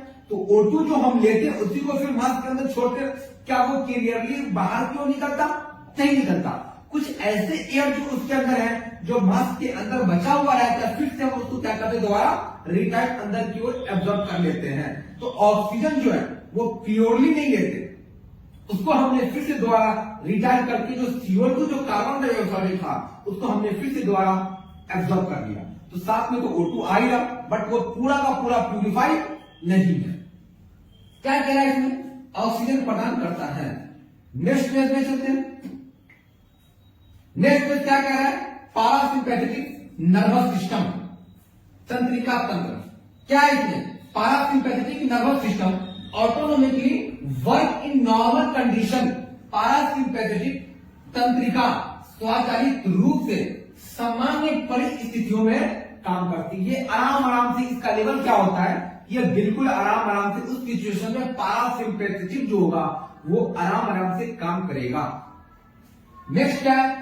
When our sympathetic nervous system work in dangerous condition after this our parasympathetic nervous system work and relax the body in normal. क्या है? जब हमारा सिंपी नर्वस सिस्टम खतरनाक स्थिति में काम करता है, मतलब क्या है? उस सिचुएशन में क्या होगा कि बहुत ज्यादा वो हाईली में काम करेगा, तो क्या है कि काम करता है तो इसके अलावा क्या मिलेगा? इसके बाद हमारा पारासिम्पैथेटिक नर्वस सिस्टम काम करता है और शरीर को सामान्य रूप से रिलैक्स कर देता है, मतलब बिल्कुल वो साइलेंट मोड में काम करेगा। जब तक अगर वो हाई लेवल होगा उस सिचुएशन में क्या मिलेगा? ये सिंपैथेटिक कंट्रोल हो जाएगा। नेक्स्ट क्या है? Parasympathetic nervous system made up 12 pair of cranial. क्या मिलेगा? क्रेनियल नर्वस, मतलब पारासिम्पैथेटिक तंत्रिका तंत्र ने 12 जोड़ी कपाल तंत्रिकाओं को बनाया है। 12 जोड़ी को ये तंत्रिकाओं में बनाया है। नेक्स्ट पेज में चलते हैं। नेक्स्ट पेज क्या है? फिगर में सारा का सारा आपको देखने को मिलेगा। सबसे पहले बात करते हैं क्या पारासिम्पैथेटिक नर्वस की बात करें। इस सिचुएशन पे क्या है? सारा स्टिमुलेट मिलेगा, दूसरा स्लो मिलेगा हार्ट बीट। इस सिचुएशन में स्लो हार्ट बीट, दूसरा मिलेगा आपको कॉन्सेंट्रिक, तीसरा मिलेगा आपको स्टिमुलेट। ये भी स्टिमुलेट गॉल ब्लैडर की बात करेंगे। ये सब क्या है? लीवर की बात। यहाँ अगर लीवर की बात करेंगे, यहाँ स्टोमक की बात करेंगे, यहाँ लंग्स की बात करेंगे। ये सबसे जो नॉर्मल देखने को मिलेगा वो हार्ट चेम्बर। हार्ट चेम्बर यानी कि में अधिकतम पेशेंट जो होते हैं वहां फेल्योर देखने को मिलते हैं। क्या मिलेगा कि हार्ट चेम्बर जो है ना, ये इसमें हार्ट बीट लगातार बढ़ता जाएगा। उस सिचुएशन पे क्या है कि ब्लड का प्रेशर जो है ना, बीपी, ये तुरंत बढ़ाएगा और तुरंत कम कर देगा। यह पंपिंग मारने का बजाय रोक देगा और वहां से उस इंसान की डेथ हो जाती है। नेक्स्ट इधर में क्या कहेगा? इंक्रीज क्या कह रहा है? Heart beat. अब यहाँ आपको देखने को मिलेगा हार्ट बीट लो हो रहा, इधर में आपको मिलेगा मतलब हार्ट बीट क्या हो रहा है? तेजी बढ़ रहा है। दूसरा क्या है? इनहिबिट की बात करेंगे। तीसरा जो मिलेगा आपको डायलेट की बात करेंगे। हर एक लेवल से उधर का जो पार्ट में मिलेगा वो बढ़ा हुआ रहता। अब स्टोमक की बात करते हैं। स्टोमक अब खाना का पचाना यही काम करेगा। अगर जो चीज आप खाते हैं उसको 4 to 5 आवर में क्या करता है? ये स्टोमक डाइजेस्ट करता है, छोटे छोटे मॉलिक्यूल्स में तोड़ करके तब जाकर के ये पार्ट को पास करता है। अगर ये काम करना बंद कर दे तो आपका डाइजेस्टिव सिस्टम को बिल्कुल खराब कर देगा। उस सिचुएशन पे क्या है कि खाना खाइएगा बट पचेगा नहीं, तो यही सिचुएशन पे देखने को मिलेगा। सारे के सारे फिगर में आपको देखने को मिलेगा। लीवर जो स्टोमक यहाँ था वो स्टोमक यहाँ, बट यहाँ। हेलो एवरीवन, कैसे हैं आप सब? मैं उम्मीद करता हूँ बिल्कुल आप ठीक होंगे। अगर आप मेरे चैनल पे न्यू है तो सब्सक्राइब करें और दबा करके बेल आइकन को प्रेस करें ताकि मेरे आने वाली वीडियो सबसे पहले आप तक पहुंचे। चलिए वीडियो को स्टार्ट करते हैं। आज आपको हम बताने वाले हैं ब्लड प्रेशर। आखिर ब्लड प्रेशर क्या क्या होता है, मतलब बीपी क्या है? बीपी, बीपी, बी से ब्लड और पी से प्रेशर, ब्लड प्रेशर। अब ये आम लोगों को भी दिन ब दिन होता जा रहा है, खास करके एडल्ट लोगों को भी देखने को ये मिलता। और जब भी अगर कोई डॉक्टर के पास पेशेंट अगर जाता है उस सिचुएशन पे उसका बीपी मतलब ब्लड प्रेशर को बिना चेक किए डॉक्टर भी नहीं देख पाते हैं। रीजन क्या होता है कि आपका ब्लड प्रेशर क्या बॉडी से ज्यादा हाई लेवल हो चुका है।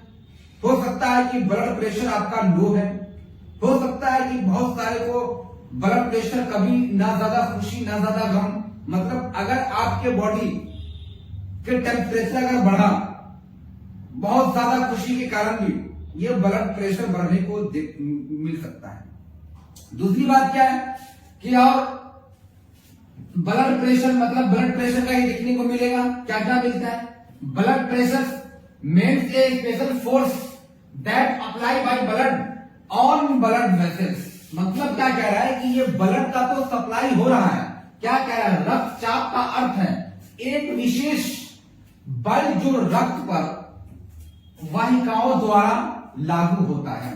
सोचिए, अगर एक ह्यूमन इंसान, अगर कोई अगर एडल्ट बिल्कुल फिट फाट हो, उस सिचुएशन पे ब्लड लगातार रफ्तार में मतलब मूव कर रहा है, उस सिचुएशन से क्या होता है कि ब्लड जो प्रेशर जो होता है ना वो हाइयर हो जाता है। बहुत ज्यादा बॉडी का मतलब ब्लड प्रेशर अगर मूव करेगा तो पूरा ब्लड प्रेशर जो होता है वो हाई भी हो सकता है। और अधिकतम लोगों को यह भी देखने को मिलता है कि ब्लड प्रेशर लो भी हो जाता है। तो नेक्स्ट देखते हैं, it is always measured by brachial artery of arm. क्या कह रहा है कि यह हमेशा हाथ की ब्रैकियल धमनी द्वारा मापा जाता है। अब धमनी क्या होता है कि सारा का सारा धमनी, सपोज दैट इस सिचुएशन में अगर हम यहां भी हाथ रखते हैं चेस्ट के ऊपर भी, तो रीजन क्या मिलेगा कि वहां से ब्लड का प्रेशर जो होगा ना वो काफी मूव करेगा, मतलब बहुत ज्यादा वो तेजी में अपना ब्लड सर्कुलेट को मूव कराएगा। उस सिचुएशन से क्या होता कि वो जो ब्लड प्रेशर का जो पाइप होता है वे सारा का सारा लगातार मूव करता रहेगा। नेक्स्ट देखते हैं, नेक्स्ट क्या है? Meter instruments are used for measuring of blood pressure. मतलब क्या कह रहा है कि ब्लड प्रेशर फिर भी मेजर हो सकता है। क्या मिल रहा है कि देखने को मिलेगा अधिकतम रक्तचाप के मापने के लिए क्या जा सकता है। सोचिए, अगर रक्तचाप को मापने के लिए क्या जा सकता है तो किसका? एक हम लोग लगाते हैं, बाजू में भी बहुत सारे लोग को देखते होंगे कि बिना उसमें एयर भर देता है, और एयर भरने के बाद क्या करता है कि हम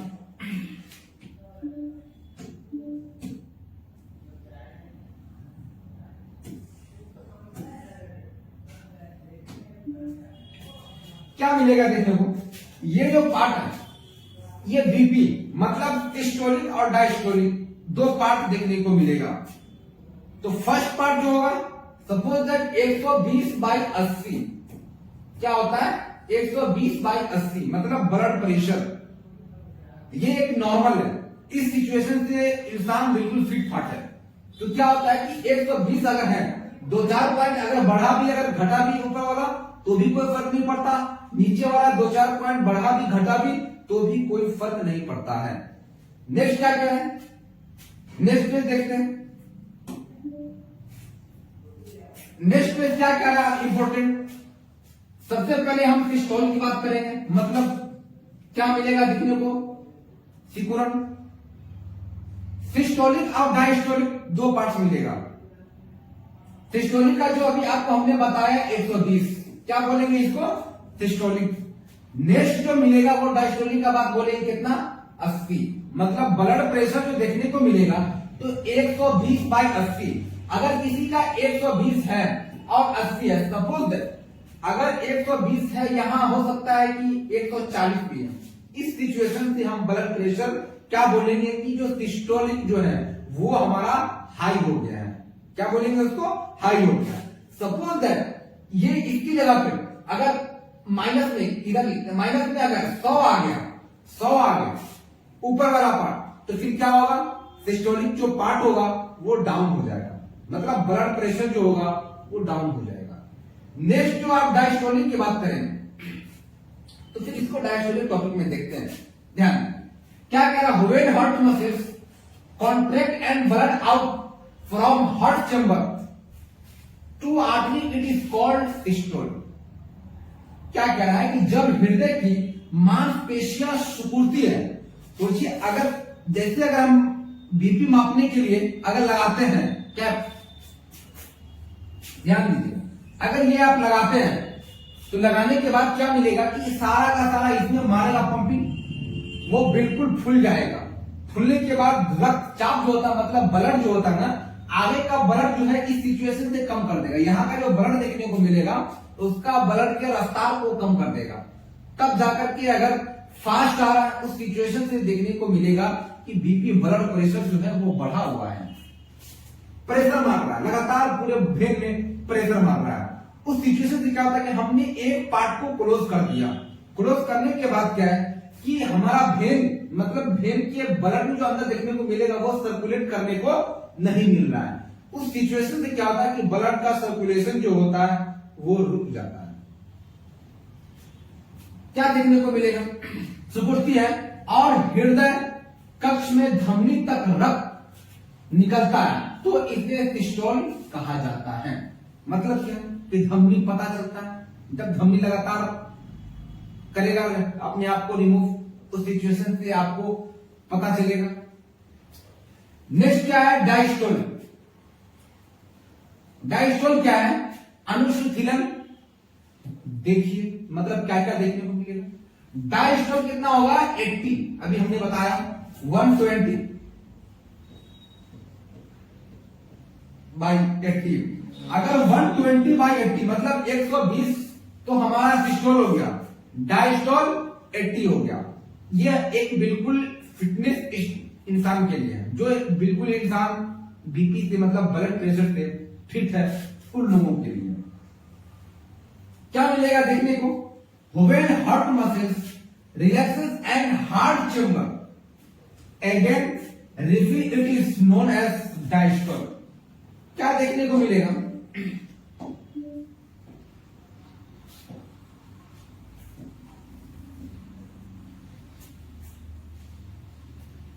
क्या देखने को मिलेगा कि जब हृदय की मांसपेशी आराम करती है तो कठोर कक्ष फिर से बढ़ता है। इसे डायस्टोल के रूप में भी जाना जाता है। अब डायस्टोल का मतलब क्या है? ध्यान दीजिए।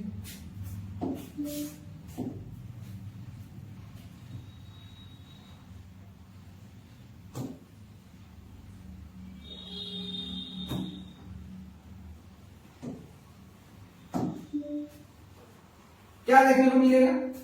अगर ये हम यहां से वेन को क्लोज कर देते हैं, उस सिचुएशन से क्या होगा कि यहां जैसे पंपिंग मारना स्टार्टिंग होगा तो क्या मिलेगा कि यहां का जो वेन जो है ना, ऊपर वाला वेन और नीचे वाला वेन, तो नीचे वाला तो आगे का सप्लाई करेगा कि ये तो पार्ट यहीं तक रुका हुआ है। अगर ये पार्ट को ब्लड सप्लाई करने से अगर रोक देता है तो भी कोई फर्क नहीं पड़ता, क्योंकि ब्लड का सप्लाई जैसे अगर यहां से करेगा तो ये पूरा होल बॉडी से मिक्स है। अब यहां से रुक भी जाता तो भी कोई दिक्कत नहीं। तो क्या करता, ब्लड प्रेशर जो होगा वो ऊपर से ही रोक देता है, मतलब ब्लड का जो सर्कुलेशन जो होगा ना वो ऊपर से रोक देगा। उसके बाद आपका जब धमनी स्टार्ट होगा, मतलब क्या है कि ब्लड का सर्कुलेट फास्ट में मूव करेगा। उस सिचुएशन से देखने को मिलेगा कि बीपी बढ़ा हुआ है या घटा हुआ है। क्या देखने को मिलेगा सर? सेम है, सेम टॉपिक देखने को मिल रहा है। ब्लड प्रेशर जहां अगर हाई लेवल होता है तब जाकर के ये सब चीज देखने को मिल जाता है। नेक्स्ट पेज चलते हैं।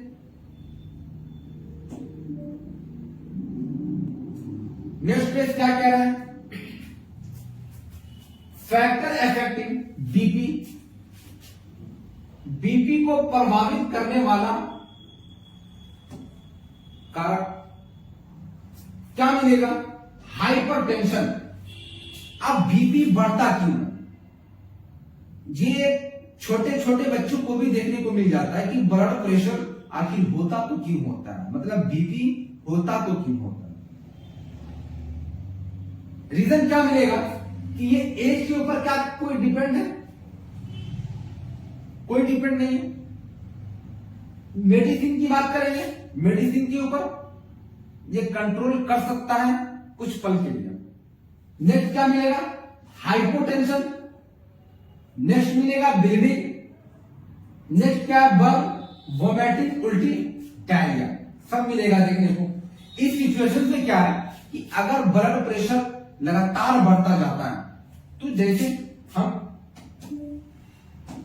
120 अगर है, क्या हो जाएगा? ये सिस्टोल, ऊपर वाला पार्ट जो भी होगा वो सिस्टोलिक हो जाएगा। नीचे 80 मतलब डायस्टोल। क्या मिलेगा? डायस्टोल। अगर किसी को इस सिचुएशन से लगातार ब्लड प्रेशर बढ़ रहा है तो ये तो एक नॉर्मल व्यक्ति के लिए,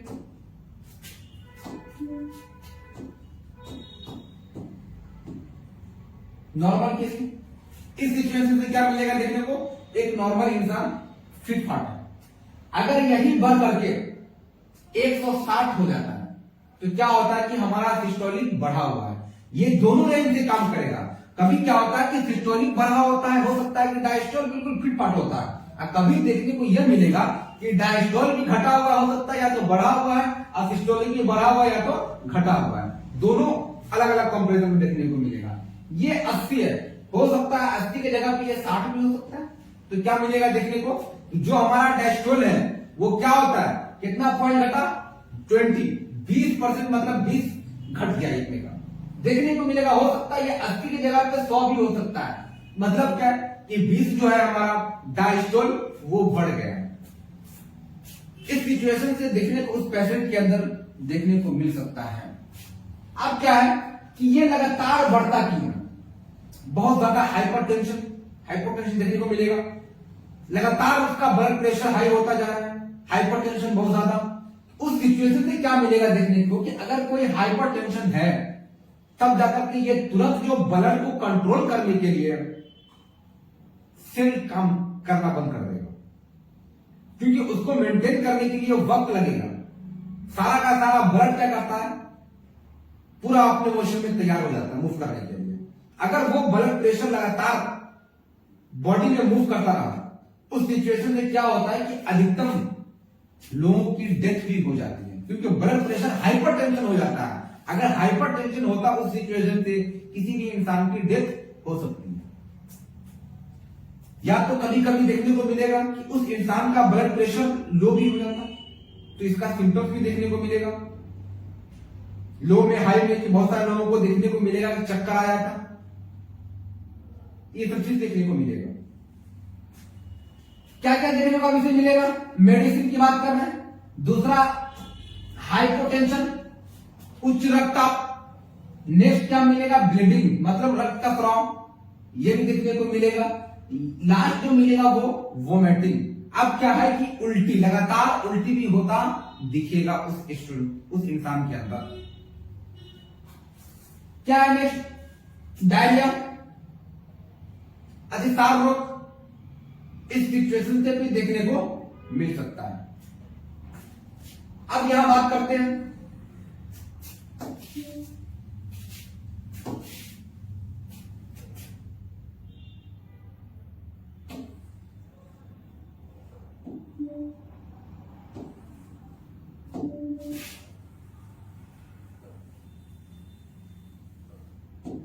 क्या मिलेगा इसमें देखने को, ये 180/20, ये जो टेंशन मिलेगा, ये एक नॉर्मल इंसान 120/80, तो यहां 180 है और बाई 120 है। ध्यान दीजिए क्या है, 180/120। इसमें क्या मिलेगा कि इंसान हाइपर टेंशन हो जाएगा। मतलब क्या है कि ब्लड प्रेशर जो है वो हमारा सिस्टोलिक भी बढ़ा हुआ है और डायस्टोलिक भी बढ़ा हुआ है। अब कितना बढ़ा हुआ, तो ये 180 होना कितना चाहिए था, 120/80। तो सोचिए 120/80, इसमें टोटल की बात करेंगे तो 40 बढ़ा हुआ, इसमें डायस्टोलिक में। सिस्टोलिक की बात करेंगे तो वहां हमारा 120 होना चाहिए, तो वहां कितना बढ़ा हुआ, 60। सोचिए इस सिचुएशन पे उस पेशेंट का हो सकता है कि डेथ भी हो सकता है, क्योंकि ये हाइपर टेंशन हो जाता है। नेक्स्ट क्या मिलेगा, 140/90। क्या मिलेगा, 140/90 क्या मिलेगा। अगर सिस्टोलिक में है तो डायस्टोलिक में भी क्या मिलेगा, 140/90। मतलब सिस्टोलिक जो है वो 120 होना चाहिए था, डायस्टोलिक जो है वो हमारा 80 होना चाहिए था, मगर 80 के जगह पे 90 है। तो खैर ये 10 पॉइंट समथिंग आसपास चल सकता है। बट ये जो 20 पॉइंट इस तरह बढ़ा हुआ, एक नौजवानों के लिए ये 20 पॉइंट मायने रखता है। उस सिचुएशन से हो सकता है कि या तो वो टेंशन में हो सकता, बहुत ज्यादा डिप्रेशन भी हो सकता है, उसको देखने को मिल सकता है, बहुत कुछ भी देखने को मिल सकता है। नेक्स्ट क्या है, 130 से लेकर के 139 क्या देखने को मिलेगा,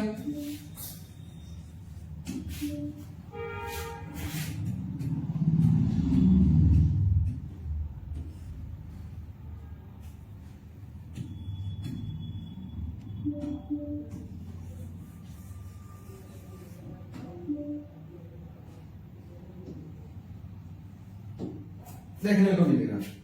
कभी कभी क्या होता है कि 130 भी ऊपर बढ़ा होता है और 139 भी हो सकता है, कोई जरूरी ये 50 भी हो सकता है, 130 से लेकर के 150 भी हो सकता है। अगर ये 130 होता है तो नॉर्मल कुछ पल के लिए ठीक ठाक हो जाता है, कुछ पल के लिए ठीक ठाक। अगर ये 150 हो सकता है तो फिर यहाँ 30 एक्स्ट्रा बढ़ जाता है, मतलब कौन सा सिस्टोलिक पार्ट ऊपर की ओर बढ़ गया। आप डायस्टोलिक की बात करते हैं तो ये 80 ये नॉर्मल है, ये जो 80 जो मिलेगा वो नॉर्मल, 80 की जगह पे अगर 70 भी आ सकता है फिर भी नॉर्मल है, 90 80 की जगह पे 90 भी आ सकता है फिर भी ये नॉर्मल है, क्योंकि 10 पॉइंट आगे पीछे नॉर्मल कर सकता है। अगर हो सकता है उसी में 20 25 30 अगर आगे पीछे होता तब जाकर के उस पेशेंट को दिक्कत हो सकता है। क्या मिलेगा नेक्स्ट, 120 से लेकर के 180, ये बिल्कुल ठीक ठाक है। इस सिचुएशन में क्या मिलेगा देखने को कि उस जो नॉर्मल इंसान है, बीपी है ही नहीं, ब्लड प्रेशर तो 120 हो सकता है, ये 25 देखने को मिलेगा, हो सकता है ये 80 है तो 90 देखने को मिलेगा। उस सिचुएशन से पेशेंट बिल्कुल फिट फाट है। नेक्स्ट पेज देखते हैं। नेक्स्ट पेज क्या कह रहा है, हाइपरटेंशन ट्रीटमेंट। बहुत ज्यादा हाइपरटेंशन हो जाता, उस सिचुएशन में क्या मिलेगा कि हाइपरटेंशन ट्रीटमेंट, उच्च रक्तचाप का इलाज देखने को मिलेगा। अगर जहां रक्तचाप का इलाज देखने को उस सिचुएशन में मिल सकता है, क्या क्या, एमनोडोपिन, मिथिलेट देखने को मिलेगा। जहां अगर मिथिलेट देखने को मिलेगा उस सिचुएशन से भी उस बीमारी बीपी ब्लड प्रेशर लगातार देखने को मिलेगा।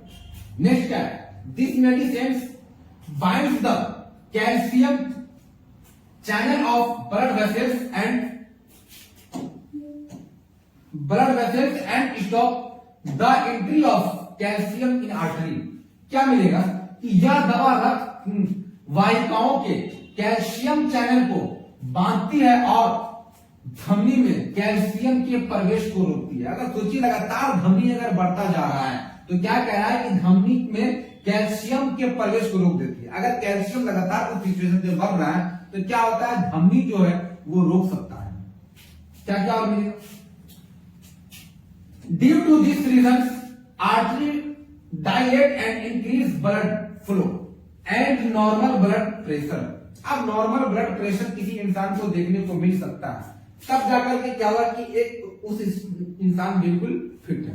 क्या मिलता है कि इस कारण धमनी फैलती है और रक्त प्रवाह और सामान्य रक्तचाप को बढ़ा देती है। क्या क्या मिलेगा इसमें, अब ये टैबलेट भी देखने को मिलेगा, ये टैबलेट देखने को मिलेगा। अगर बीपी ब्लड प्रेशर बढ़ रहा है तो उस सिचुएशन से देखने को मिल सकता है। क्या क्या मिलेगा, जैसे 2 mg बीडी, मतलब क्या होगा कि दिन में 2 बार आप इस टैबलेट को ले सकते हैं।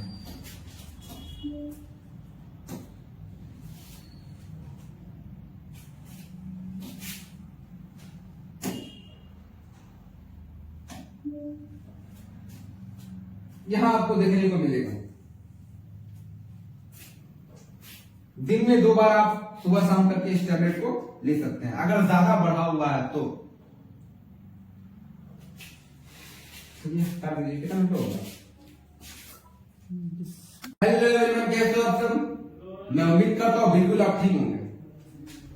अगर आप मेरे चैनल पर न्यू हैं तो सब्सक्राइब करें और दबा करके बेल आइकन को प्रेस करें ताकि मेरे आने वाली वीडियो सबसे पहले आप तक पहुंचे। चलिए वीडियो को स्टार्ट करते हैं। आज आपको हम बताने वाले हैं थायराइड। आखिर थायराइड हार्मोन क्या क्या होता है। जैसे अगर थायराइड की बात करेंगे तो थायराइड परीक्षण मतलब क्या है कि बहुत सारे लोगों को ये देखने को मिलेगा कि थायराइड आखिर होता क्या क्या है और कैसे होता है और क्यों होता है। ये सब सिम्टम्स आपको देखने को मिलेगा किसके डिजीज में, थायराइड के डिजीज में। ये सारे के सारे किस तरीके से होता, क्या रिलीज होता है, सब आपको देखने को मिलेगा। चलिए हम वीडियो को देखते हैं क्या कह रहा है। सबसे पहले टीएफटी की बात करते हैं। टीएफटी ये डॉक्टर आपको टेस्ट लिखेंगे, जब तक टेस्ट नहीं लिखेंगे तब तक आपको पता नहीं चलेगा कि टीएफटी आखिर होता क्या है। तो टी से क्या है, थायराइड, एफ से फंक्शन और टी से टेस्ट, मतलब थायराइड फंक्शन टेस्ट। याद कर लीजिएगा दोबारा, TFT का फुल फॉर्म जब भी होगा तो थायराइड फंक्शन टेस्ट। अब हम बात करते हैं और thyroid profile test, it is a blood test of measuring thyroid hormone. क्या कह रहा है कि TFT थायराइड फंक्शन टेस्ट मतलब है, क्या है, थायराइड फंक्शन टेस्ट है, या थायराइड प्रोफाइल टेस्ट या थायराइड हार्मोन को मापने के लिए एक रक्त परीक्षण कर देता है या करता है। याद रखिएगा, किस चीजों को, एक थायराइड को मापने के लिए यह परीक्षण करता है। नेक्स्ट लाइन क्या है, इन दिस मेजरिंग T3, ये अधिकतम डॉक्टर लिखेंगे जब भी अगर बात आएगी तो T3, कभी कभी T4, ये T3 और T4 की जब भी बात आएगी तो आप समझ जाइएगा कि थायराइड का टेस्ट अब होने वाला है। क्या कह रहा है इसमें, T3 और T4 और TSH, मतलब TSH का फुल फॉर्म क्या होगा, T से थायराइड, S से स्टिमुलेटिंग और H से हार्मोन, मतलब thyroid stimulating hormone, hormone level. क्या कह रहा है, इसमें इसे मापने में T3 और T4 TSH हार्मोन स्तर पर चलता है, मतलब स्तर पर रखा जाता है। इसको T3 और T4 की हम बात कर रहे हैं। नेक्स्ट क्या है, this test helps to diagnosis many thyroid disorder. क्या कह रहा है, यह परीक्षण कई थायराइड विकार का निदान करने में मदद कर देता है। मतलब क्या है कि अगर कोई टेस्ट अगर आप तैयार हैं, जैसे TFT की हमने बात किया, T से थायराइड, S से फंक्शन, T से टेस्ट, अगर वो टेस्ट आप कराते हैं तो किसके थ्रू में, तो सपोज दैट डायग्नोसिस की अगर हम बात कर रहे हैं तो वहां आपको किसमें, थायराइड का विकार निदान करने में मदद कर देता है। नेक्स्ट पेज में चलते हैं।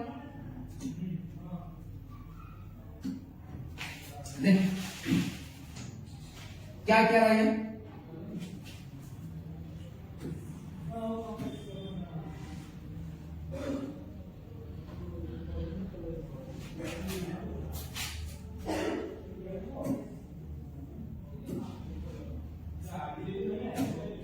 क्या कह रहे हैं, यहां से जब T3 रिलीज होगा, क्या कह रहे हैं, थायराइड ग्लैंड यहीं से जो जब फूलना स्टार्टिंग हो जाएगा तो रिलीज करेगा, देखने को मिलेगा कम थायराइड हार्मोन। नेक्स्ट पेज में चलते हैं। नेक्स्ट पेज क्या कह रहा है, थायराइड हार्मोन्स, मतलब अब थायराइड हार्मोन क्या कह रहा है, T3, T4, TSH is known as thyroid hormone. क्या कह रहा है कि T3 और T4 TSH को थायराइड हार्मोन के रूप में भी जाना जाता है। मतलब जब भी अगर T3 और T4 दिया रहे तो वो क्या किसका टेस्ट होगा, थायराइड का टेस्ट होगा। नेक्स्ट का T3 मतलब ट्राइडोथायरोन एंड T4 क्या मिलेगा इसको, टेट्राआइडोथायरोनिन। T4 की बात करेंगे और T3 की बात करेंगे, तो T4 की बात करेंगे tetraiodothyronine hormones mainly release by thyroid gland.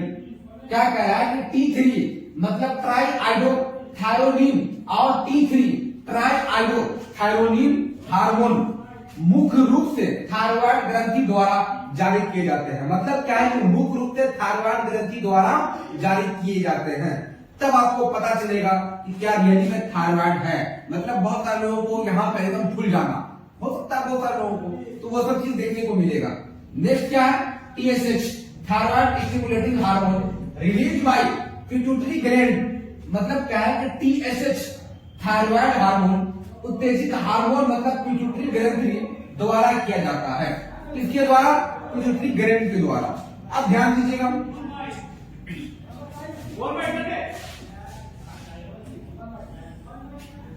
क्या कह रहा है, क्या कह रहा है, ये सारा क्या थायराइड ग्लैंड है।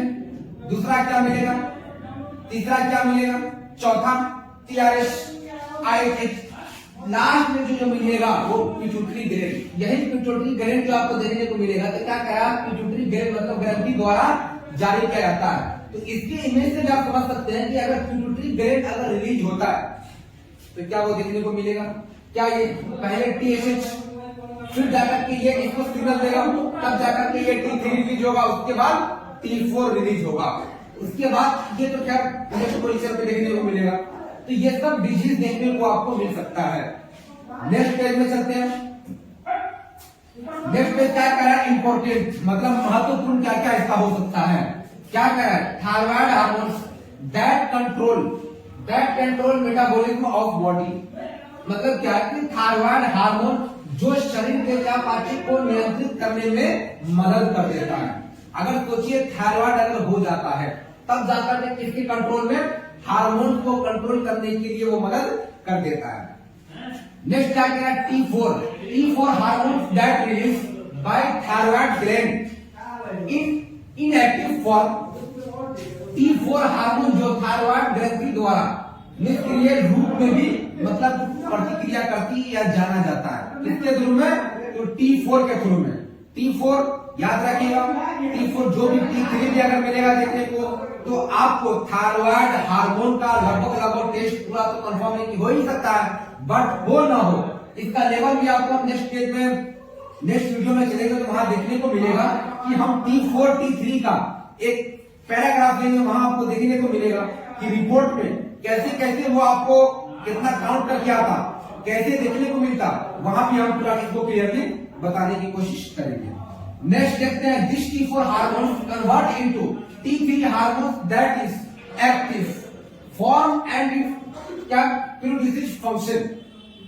या T4 हार्मोन T3 हार्मोन में परिवर्तित होता है, मतलब T3 तो है ही, साथ में T4 भी परिवर्तित साथ में कर देता है, जो सक्रिय रूप से होता है और यह फंक्शन को प्राथमिकता देता है। मतलब फंक्शन को प्राथमिकता दे सकता है किसके थ्रू में, T4 के थ्रू में। टेट्राआइडोथैरोनिन याद रखिएगा, ये सब चीज देखने को मिलेगा। नेक्स्ट पेज देखते हैं। नेक्स्ट पेज क्या कह रहा है, फंक्शन। अब फंक्शन क्या क्या देखने को इसका मिलेगा, मतलब फलन क्या क्या देखने को मिलेगा। Hormones regulate body metabolism if it disturb then weight can be increase और कैन बी डिक्रीज। हार्मोन शरीर के चयापचय को नियंत्रित करते हैं, अगर यह परेशान करता है तो किसके थ्रू में, थायराइड के थ्रू में। मतलब T4 और T3 ये सब देखने को मिलेगा। T3 और T4 थायराइड हार्मोन का टेस्ट है। नेक्स्ट का, तो वजन बढ़ सकता है या कम हो सकता है। मतलब अगर किसी को थायराइड अगर लक्षण दिख जाता है उस वक्त वेट गेन भी कर सकता है या तो वेट लॉस भी कर सकता है। यहां आपको दो क्राइटेरिया देखने को मिलेगा। कभी कभी अधिकतम रेयरली के समय क्या होता है कि वेट हमेशा वहां क्या होता है, गेन कर जाता है, मतलब बॉडी का फुलनापन चालू हो जाता है। नेक्स्ट क्या है, स्लो डाउन हार्ट रेट, दिल की दर धीमी करे। नेक्स्ट क्या है, इंक्रीज बॉडी टेम्परेचर, शरीर का तापमान बढ़ाएं। इससे क्या होता है कि शरीर का तापमान भी बढ़ सकता है। रियलिटी इसमें बहुत ज्यादा जिसको फैट की प्रॉब्लम है उन लोगों को ज्यादा देखने को मिलेगा कि उनका जो बॉडी का टेम्परेचर होगा वो हाईली होगा। नेक्स्ट, इंपॉर्टेंट ब्रेन डेवलपमेंट, मस्तिष्क का महत्वपूर्ण विकास। अधिकतम देखिएगा मस्तिष्क का महत्वपूर्ण विकास भी धीरे धीरे कम होता जाएगा। नेक्स्ट क्या, मसल्स कॉन्ट्रैक्शन, मांसपेशियों में संकुचन, ये सब देखने को मिलेगा। नेक्स्ट पेज में चलते हैं। नेक्स्ट पेज क्या कह रहा है, पेशेंट सिम्टम्स। अब रोगी के लक्षण क्या क्या दिखेगा आपको इसमें, मैन लक्षण देखना है क्या क्या देखने को मिलेगा। क्या कह रहा है, इंक्रीज वेट, सबसे पहले वजन बढ़ेगा। मतलब जहां अगर वेट गेन किया उस वक्त भी धीरे धीरे लक्षण दिखेगा कि आपको T3 और T4 के आवश्यकता पड़ रही है। क्या है कि बॉडी गेन करना, तो बॉडी जब बॉडी गेन करेगा तो बॉडी फिर वहां लॉस भी कर सकता है। नेक्स्ट क्या, डिक्रीज वेट, वजन कम करे। यहां क्या होगा, बॉडी लॉस करेगा। अगर बॉडी लॉस नहीं करता उस सिचुएशन भी देखने को मिलेगा आपको कि बॉडी जब भी गेन करेगा तो बॉडी हमेशा लॉस भी कर सकता है। उसके रीजन में भी T3 और T4 का आप टेस्ट करा सकते हैं, जैसे TFT के हमने पहले बात कहा। नेक्स्ट क्या है, slow and fast heart rate, मतलब धीमी और तेज हृदय गति, अप डाउन करेगा। अगर ये लगातार कभी अप कभी डाउन कभी अप डाउन करेगा, मतलब ज्यादा और तेज ज्यादा तेज या अधिकतम जो है तो ज्यादा कम देखने को मिलेगा। ये सब चीज हार्ट चेम्बर में भी देखने को उस पेशेंट को मिल सकता है।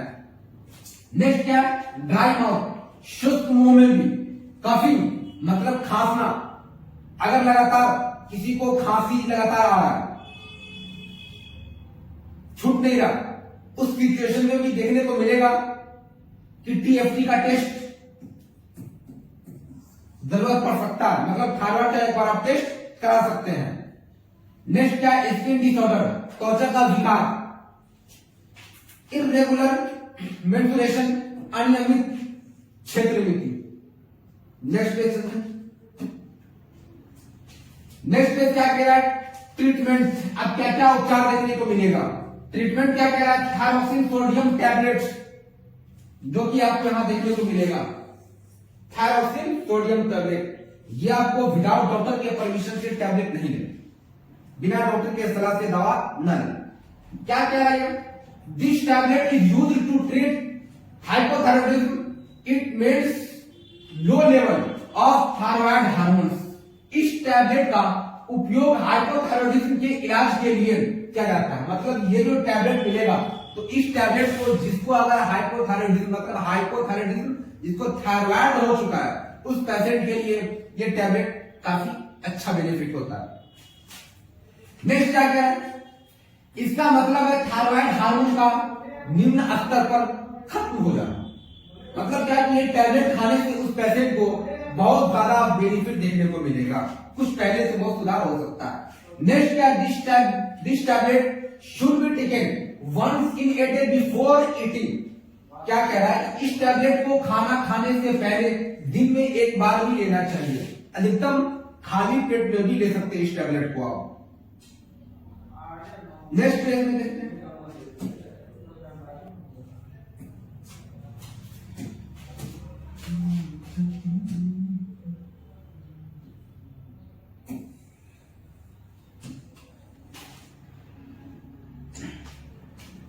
ये मिलेगा हाइपोथायरॉयडिज्म टैबलेट।